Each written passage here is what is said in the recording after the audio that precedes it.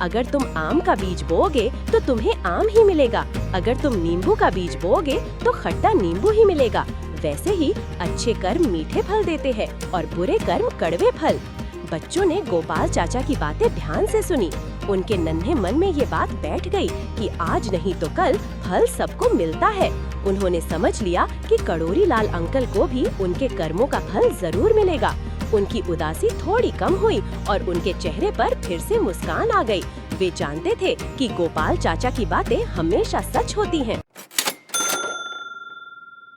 टूनपुर की एक मानसूनी समस्या है कि गांव के बीच से एक छोटी नदी बहती है। उस पर बच्चों और गांव के उपयोग के लिए पुरानी लकड़ी की पुलिया बनी है, जो हर मानसून में कमजोर हो जाती है।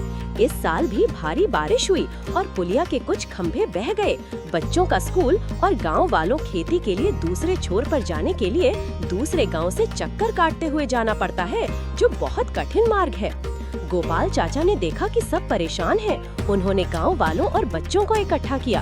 अरे ऐसे कब तक चलेगा? उन्होंने कहा, चलो इस बार ऐसी पुलिया बनाते हैं कि चाहे जितनी बारिश हो बह ना पाए।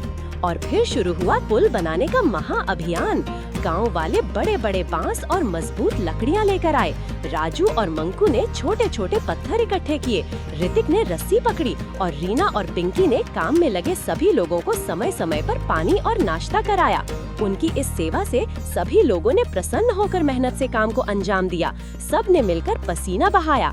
हंसते हंसते गीत गाते हुए उन्होंने एक शानदार पुल बना दिया।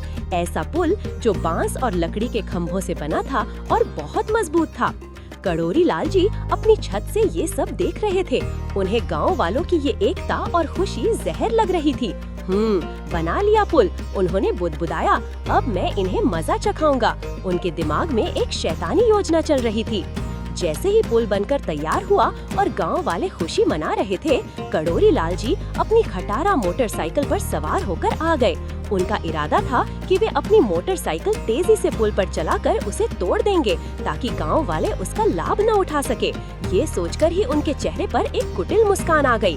उन्होंने मोटरसाइकिल स्टार्ट की और तेजी से पुल पर चढ़ा दी। धड़ाधड़ उनकी मोटरसाइकिल पुल पर ऐसे दौड़ रही थी जैसे कोई रेस जीतनी हो। बच्चे और गांव वाले उन्हें देखकर हैरान थे, लेकिन कड़ोरी लाल जी को ये नहीं पता था कि पुल के बीच में एक छोटा सा स्पीड ब्रेकर बनाया है, जो लकड़ी के कुछ उठे हुए टुकड़ों से बना है। यह इसलिए बनाया गया था ताकि पुल को मजबूती मिले और समय समय पर गाड़ी वाहन भी इस पर से निकालने में स्पीड का ध्यान रखा जाए और बच्चे और गाँव वाले पुल पर आराम से चल सके। लेकिन कड़ोरी लाल जी की कुटिलता उन्हीं को ले डूबी। खुद गिर औंधे मुंह और खटारा मोटरसाइकिल डली नदी में। खुद के हाथ और पैर फ्रैक्चर हो गए और वहीं पड़े बेसुध। गांव के लोग भी तरह तरह की बातें कह रहे हैं। अरे रे, बताओ इस उम्र में कड़ोरी लाल जी को फर्राटे मारने की क्या ही जरूरत थी। अरे, पता नहीं कितने दिन बिस्तर पर डले रहना पड़ेगा। और कई तो सीधे ही देखो भाई, कहीं शांत तो नहीं हो गए। गोपाल चाचा ने गांव के कुछ लोगों की मदद से कड़ोरी लाल को अस्पताल पहुंचाया। गांव के सभी बच्चे गोपाल चाचा के साथ अस्पताल में खड़े हुए हैं। बच्चों ने देखा कि कड़ोरी लाल जी की अकड़ अब ढीली पड़ गई है।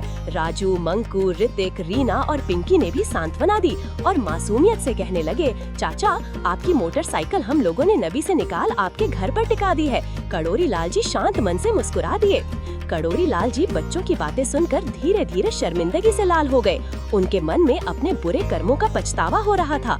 उन्होंने कभी सोचा नहीं था कि जिन बच्चों को वो हमेशा परेशान करते थे, वही बच्चे उनके लिए इतनी चिंता करेंगे और उनकी मदद भी करेंगे। उनकी अकड़ अब पूरी तरह ढीली पड़ गई थी। कड़ोरी लाल जी ने एक गहरी सांस ली और बच्चों की ओर देखा। उनके चेहरे पर पहली बार एक सच्ची और शांत मुस्कान आई। शुक्रिया बच्चों, उन्होंने धीरे से कहा। उनकी आवाज में वो कड़वाहट नहीं थी जो पहले कभी हुआ करती थी। और गोपाल जी, आपका भी बहुत बहुत शुक्रिया। गोपाल चाचा ने मुस्कुराते हुए कड़ोरी लाल जी के कंधे पर हाथ रखा। बच्चे भी खुशी से झूम उठे। कड़ोरी लाल जी को देखकर ऐसा लग रहा था जैसे उनके अंदर का कड़वापन पिघलकर अब मीठा हो गया हो। उस दिन टूनपुर के बच्चों ने सिर्फ एक घायल आदमी की मदद नहीं की, बल्कि उन्होंने एक ऐसे दिल को भी जीत लिया था जो सिर्फ नफरत से भरा रहता था। और इस तरह गांव में अच्छाई की एक और मिसाल कायम हो गई। उस दिन कड़ोरी लाल जी को समझ आया कि बुराई कितनी भी तेज चले, अच्छाई की राह में हमेशा ठोकर खाती है। उन्होंने सबके सामने माफी मांगी और वादा किया कि अब वो भी अच्छे कामों में हिस्सा लेंगे। और इस तरह टूनपुर गांव में एक नया दोस्त मिल गया और पुल की कहानी बन गई एक सीख भरी मजेदार याद। अगर आपको हमारी कहानियाँ पसंद आती हैं तो प्लीज लाइक, सब्सक्राइब और दोस्तों को शेयर करना न भूलें। मिलते हैं अगले वीडियो में एक नई कहानी के साथ। Bye bye.